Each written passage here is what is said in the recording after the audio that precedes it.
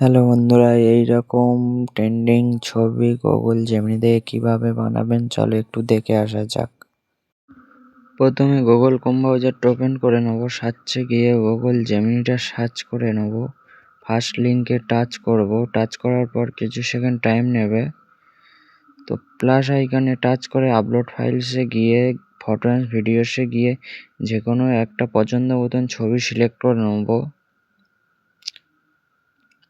তো ছবিটি সিলেক্ট করে নেওয়ার পর আমার ডিসক্রিপশানে যে প্রম্পটটা দেওয়া থাকবে সেটা কপি করে এখানে পেস্ট করে সেন্ড করে দেবো। তো সেন্ড করার কিছু সেকেন্ড টাইম নেবে।